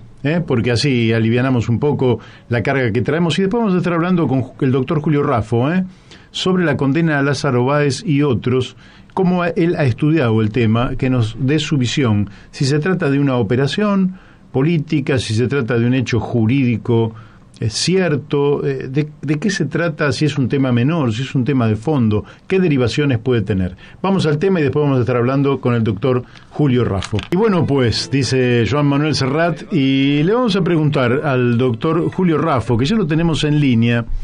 Primero lo vamos a saludar. ¿Qué tal, Julio? ¿Cómo te va? Muy bien, Mario, que estaba terminando de ver un poco atónito el discurso del presidente, que ya está finalizando. Bueno, nosotros hemos tenido la ingratitud, por decirlo así, de que nuestro programa se superpone exactamente a las palabras del presidente, pero no tuvimos inconvenientes con nuestros invitados que aceptaron. De ninguna manera, por supuesto. Acá estamos firmes frente al programa y a los amigos y a tu público y al público de la radio. Bien. El compromiso de un invitado. Bárbaro. Julio, en realidad, sabiendo que vos no solo sos abogado y has ejercido la profesión, sino que has sido profesor universitario durante muchas décadas, diputado de la ciudad, diputado nacional, y que nos vas a dar un punto de vista ajustado a derecho sobre el tema de la condena a Lázaro Báez, a otros también, pero no vamos a nombrar a todos porque no es el caso. Lo que nosotros querríamos saber, y nuestros oyentes quieren saber, si este es un fallo que efectivamente tiene un fundamento jurídico sostenido en prueba consistente, o simplemente es un lawfare del que se queja el oficialismo y por el cual cuestiona el funcionamiento de la justicia. ¿Cuál es tu punto de vista? Bueno, en primer lugar, eso de lawfare todavía nadie entendió bien de qué se trata, en sustancia analítica, ¿no? tanto así que el señor Zaffaroni hace poco dijo, habría que determinar las características del lawfare para después ver cómo se resuelve el problema. Es decir, que todavía no está claro cuáles son las características del lawfare. Y es un argumento que se usa, me parece a mí, cuando se carece de argumentos jurídicos sólidos. Porque si uno tiene argumentos sólidos de que el juez es corrupto, de que el juez es parcial, está la impugnación del juez, la recusación del juez, la apelación a la Cámara, la denuncia del Consejo de la Magistratura. Acá resulta que los que dicen que acá ha habido una maniobra judicial no han ejercido ninguno de los derechos para denunciarla, esa maniobra. Ajá. Entonces, hay una anomalía acá. Claro. Porque si uno está frente a una anomalía, una maniobra judicial que lo perjudica y perjudica a la Administración de Justicia, lo primero que tiene que hacer, como yo lo he hecho en algunos casos, ir al Consejo de la Magistratura y llevar la denuncia. Y si de la Corte, la Comisión de la Cámara de Diputados, que tiene la obligación o de considerar y ver si examinar la conducta de la Corte para el juicio político. Pero no lo han hecho. Los perjudicados no lo han hecho. Al Consejo de la Magistratura todavía no llegó ninguna denuncia de los FER. Es muy raro. Y eso que tiene gente amiga allá adentro. Claro. Tampoco llevaron ninguna denuncia a la Comisión Interamericana de Derechos Humanos. Salvo Milagrosala, en una de las causas solas. En una causa le dio parcialmente la razón y en las otras no, siguió presa. Pero ni Cristina, ni Biden, ni nadie fue a la Comisión de Derechos Humanos y decir, mira, acá hay una producción política. Qué raro, ¿no? ¿Por qué? Porque saben que se lo van a rechazar. Claro. Cuando saben que esa es la interpretación mía. Si no, no entiendo. ¿Por qué la invocan y no ejercen los derechos que tienen frente a lo que sería esa arbitrariedad? Eso como dicho genérico. Respecto a la causa concreta en sí, acá es muy interesante. Acá hubo una reforma hace unos años del Código Penal que mediante una ley que se llama la Ley del Lavado. La Ley del Lavado es una ley que modifica algunos artículos del Código Penal y introduce algún artículo bis también, que establece como delito penal el tratar de meter en el circuito oficial regular del dinero, dinero que viene irregularmente conseguido o inexplicablemente conseguido y sobre el cual hay elementos para pensar que el origen del dinero es delictual. A eso se le llama el delito precedente. Entonces, eso requiere dos cosas. Primero, la prueba de que ha habido estos movimientos extraños del dinero que estaban negros, y eso sobreabunda, porque el señor Valle apareció de pronto con una fortuna gigantesca, la mandó a Suiza, de Suiza se le mandaban acá de nuevo, se hicieron unos contratos con una empresa que era de ellos en Suiza, hasta eso puede ir, ¿no? Hay una empresa que dicen que habían invertido $100 millones para una construcción de una obra en Suiza, en un fideicomiso. Entonces el fideicomiso no hizo la obra. Entonces ellos le hicieron un reclamo informal de daños y perjuicios por no haber hecho la obra. Entonces se hizo una comisión de arbitraje, y la comisión de arbitraje llegó a la conclusión que el fideicomiso le tenían que mandar a la ABAE $300 millones para indemnizarlo. Y efectivamente bueno, vos te reís, pero ese fue ahí, ¿no? Sí. Está demostrado que ese fideicomiso lo armaron ellos, una compañía del Mestic, que lo está prófugo, está en Suiza y no sé si le declara, pero por Zoom declara, acá no viene. Porque, como decía mi abuelo, el miedo no es onzo, mijo. No, claro. El miedo no es onzo. Entonces, eso en los movimientos está totalmente probado. El tema que se puede plantear mucha gente, y yo en algún momento me lo planteaba, porque creo que hay que tocar fondo las cuestiones jurídicas, y si el tema jurídico es complicado, hay que estudiarlo, hay que verlo y responder en función de la verdad del derecho, no de lo que uno tiene ganas. El tema que ese dinero tiene que estar vinculado a un hecho ilícito precedente, un delito precedente. El delito precedente está siendo juzgado en la causa de la obra pública, que hoy reanuda sus sesiones, y en otros, también de lavado. Entonces, uno se podría preguntar, pero no hay sentencia todavía. Y si no hay sentencia, ¿por qué dicen que es delito? Y acá viene una sutileza del derecho penal, en el cual la jurisprudencia unánimemente se ha pronunciado de esta manera, y la doctrina también, inclusive con la firma del señor Zaffaroni, dice que el delito precedente que requiere el lavado de dinero no es un delito que se haya condenado, porque para que haya condena delictual tiene que haber tres cosas: el acto antijurídico, típico y culpable. Entonces, de pronto, el Poder Judicial se encuentra un acto antijurídico típico, dice que aparece un cadáver descuartizado de un auto. Y la autor dice que le dieron 14 puñaladas en la espalda, no se las pudo dar las 14 tipos, porque estaban en la espalda del cuello, ¿no? Yo no sé, y tampoco pudo descuartizarse solo. No hay duda que hay un hecho antijurídico típico. Y el culpable, para que haya condena, tiene que haber culpable. Pero el culpable a lo mejor no se lo encuentra nunca. Claro. O el culpable se sabe quién es, pero se hartó cuando estaba huyendo, chocó y se mató. Entonces la acción penal se extingue, no hay condena. O el culpable, como pasa muchas veces, escapa y aparece a los 20 años y dice, señor juez, esto prescribió, y entonces declaré que sobresea y archive. Y el juez sobresea y archive porque le dice que si pasan 10 años prescribe. Okay. Entonces, que haya culpable, que no se haya encontrado el culpable, pero haya condena, todavía no significa que no haya el delito. Precisamente, dijo la jurisprudencia y la doctrina, digo, insisto, después de la firma de Chapado, si hay procesamiento, ¿qué dice? ¿Cuándo hay procesamiento de alguien? Cuando las constancias se verifican que hay un delito y se presume que hay una persona, fulano, que podría ser el autor. Entonces ahí se empieza a investigar la culpabilidad. Pero la existencia del delito es lo que determina el procesamiento previamente porque hubo delito. Entonces basta comprobarse que hay un procesamiento, es para decir, miren, señores, judicialmente acá ya se verificó que hubo un delito. Todavía no hay condena porque no se puede determinar la culpabilidad. Además, y afortunadamente es así, creo que corresponde que sea así, en caso de duda hay que absolverla. Pero caso de duda, ¿qué dice caso de duda? No quiere decir certeza de la inocencia, ¿eh? Claro. Ahora, si fuéramos a un delito anterior y suponiendo que ese delito hubiera existido y que en realidad una obra que salía 100 se la pagó 200 y que de esos 200 hubiera un retorno, allí en el sobreprecio ¿no estaría involucrado más que el presidente en aquel entonces, el ministro de Obras Públicas? Sí, no, yo creo que un poco todos ellos, pero yo creo que el presidente, en ese caso de los sobreprecios, está todo articulado, tenía razón Irurzún, que quería que se juzgara todo junto. Acá hay que hacer un gran juicio de todo junto. Y nadie quiso.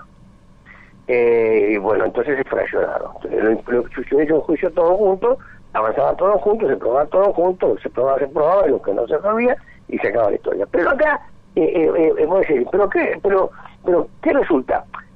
La señora Cristina Fernández de Kirchner no se lo vincula tanto porque era presidenta de la nación, sino era porque recibía los bolsos en la calle Juncal, y que respondían a ellos quienes iban a cobrarlo. Y lo que dijeron en la Cámara de Empresarios, la Cámara de Construcción, mejor dicho, de la Cámara de Empresarios, Cámara de la Construcción, que ahí se repartían las obras públicas y se acordaba cuánto había que llevarle al secretario privado de Cristina, ahí se enteraron que iba con el coche a buscarlo. Entonces, no es tanto por la responsabilidad jurídico-administrativa de ser el presidente, sino por ser una persona que recibió los bolsos. Si los bolsos hubieran recibido al señor Pedrito García, estaría Pedrito García ahí involucrado en el asunto. Este es el tema. Y entonces acá están los sobreprecios de la pública y está también el hecho probado, recontraprobado, del notable enriquecimiento del señor Báez, como Muñoz, el secretario y otro que se murió, lo mataron ahí en Calafate, que era secretario privado de ellos, un enriquecimiento tremendo con departamentos en la Quinta Avenida, en Miami, pero departamentos que cuestan fortuna.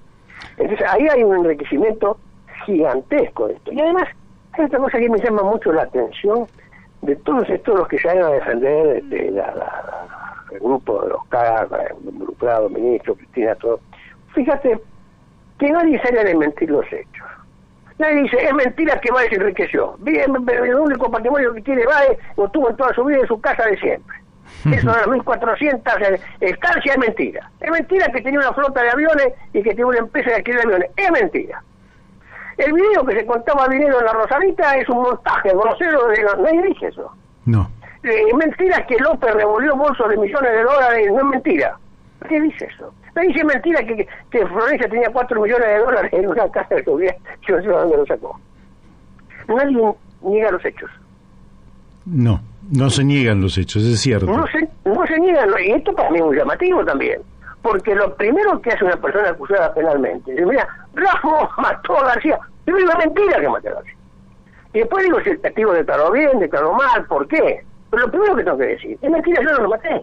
Claro. Me están asignando la autoría de un hecho falsamente. Esto no lo dicen. Pero yo te voy a dar otro argumento que me lo dijeron a mí, donde efectivamente aceptaban los hechos, y me dicen sí, pero eso lo hacían para transformar la Argentina. Bueno, está bien. Eso es otra historia. Mire señor, yo robé para salvar a la patria de la decadencia y transformarlo. O lo maté para evitar que hiciera un crimen mayor, pero lo mataste. Y en la luz del derecho positivo es homicidio. Pero afanaste. Y en la luz del derecho positivo es así. Claro, en general, uno puede decir que afanó para salvar a la patria, y es más elegante decir afané para enriquecerme. Claro. Es más elegante, y por ahí buscan zafar por ese lado, inventan todo esto. Enturbian el escenario con esta teoría del lawfare, que ni siquiera zafador ni sabe bien en qué consiste. Entonces, eso es un reconocimiento del hecho, y que quieren legitimarlo políticamente porque decía, bueno, para ser a mí me lo dijeron varios, Sí. A mí me lo dijeron varios. Un día me dijo, y lo digo con mucho dolor, porque hay gente amiga que yo respeto, yo soy de la década del 70, y amigos sedentistas que salían a defender lo indefendible. Y me decía, Julio, me dicen, ¿acá hay una buena ley de financiamiento política? No. ¿Y entonces dónde cree que saque la plata de la política para financiarse? Y bueno, no sé, le digo, del salario del legislador, lo que he hecho yo, en el Catado Fobol, que fundó y se quedó con todo lo que yo podía de los recursos que tenía yo como legislador, y mi dieta y esas cosas. Del dinero honestamente ganado. Porque si no, los medios, como dicen, los medios contaminan el fin, El fin no solo no justifica los medios, sino que los medios contaminan el fin. Claro. Contaminan. Entonces, al final de salvar a la patria, ¿de qué manera? Ir afanando al Estado. Yo estuve al lado de Pino, y vos lo sabés muy bien, cuando Pino predicaba la corrupción mata. La corrupción mata, decíamos. Y yo sigo convencido, porque el momento de la vacuna sigue mostrando que la corrupción mata. Porque la corrupción no solo es afanarse todos los millones de dólares de Baez, que sabemos que Baez no era para Baez. Porque también eso está lo que se llama en derecho a la fuerza de convicción.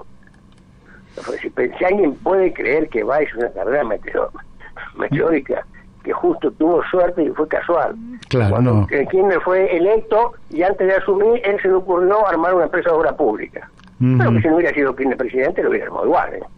Y después esa empresa de obra pública tuvo no sé cuántos cientos de obras públicas en las cuales cobraba antes que nadie. Pero no, si Kirchner hubiera sido presidente, hubiera sido otro, también hubiera cobrado antes que nadie porque era muy hábil. ¿Alguien puede pensar eso? No, acá lo que queda, yo creo que efectivamente lo que vos decís es inapelable, y además me lo mandan los oyentes, el más dice Graciela de Castelar, dice Rafa un genio, cómo aclara todo con humor. No, me parece a mí que lo que queda en el fondo es que habría dos proyectos en la Argentina, un proyecto oligárquico y un proyecto nacional y popular. El proyecto oligárquico se financia solo porque evidentemente es el poder económico, y en cambio el proyecto nacional y popular tiene que financiarse de alguna manera, y que esta ha sido la manera que han encontrado de hacerlo. Pero mira, a Perón se le acusaron de muchas cosas, como vos sabés. Que escribió el libro blanco de la segunda tiranía, nadie dijo que afanó millones de pesos. Claro. Se le afanó que Nelly Rivas, que no sé qué, bueno, pero y el único que apareció enriquecido ahí fue Juan Duarte, que terminó muy malamente, no sé por qué. Pero no contaminó al por ahí la muerte lo pudo haber contaminado, pero no el Rafano. Claro. Entonces, muchachos, en el peronismo, ¿verdad? Y Perón dijo un día, si yo descubro que mi padre la afanan, lo mando preso y después lo visitar a la cárcel porque es mi padre. Y bueno, digamos, Lenin, que yo sepa, no afanó. No, aparte, ¿por qué yo en particular me haría el que soy el Proyecto Nacional y Popular, y por qué yo en particular sería el beneficiario económico de ser el conductor de ese proyecto? La verdad que no se justifica. Cuando empezaron a decir eso, que lo van para salvar la patria, un amigo mío, también con humor, porque valoro que se aprecie el humor, porque o hay que ponerse a llorar o tratar de manejarlo con humor, es mejor tratarlo con humor. Un amigo con humor me decía, mira Julio, esto es robar para la patria. Pasa algo parecido, dice, como con los buches. ¿Viste cuando vos una gárgara? Cuando vos haces una gárgara y escupís, siempre algo te queda en la garganta. Ahora, si la gárgara es rica y sabrosa, cada vez que haces la gárgara te queda un poquito más en la garganta. Y cuando querés acordar te la tomas toda, no haces gárgara. Bueno, Julio, el tiempo se nos ha ido, pero has estado muy claro, como buen profesor que sos, así que te agradecemos. Un gran abrazo, saludo y saludo a todos los oyentes. Bárbaro. Chao. Te lo agradecemos. Un fuerte abrazo. Bueno, son las 13:55, el tiempo se nos ha ido, ahora viene el programa de nuestro amigo Beto Perdomo, y espero que le hayan pasado bien, que haya sido nutritiva la información que hayamos dado durante este programa, con tres protagonistas realmente muy significativos. Antonio Bonfatti, ex gobernador de la provincia de Santa Fe, el actual intendente de San Isidro, Gustavo Pose, y el profesor Julio Raffo. No le digo doctor porque él dice que no lo doctoreen, entonces no lo doctoreo. Les agradecemos a todos la amabilidad que han tenido en enviarnos mensajes y nos estamos encontrando mañana a las 12 del mediodía aquí en Radio La Luna AM 1140. Los esperamos a todos y todas. Chau, hasta mañana.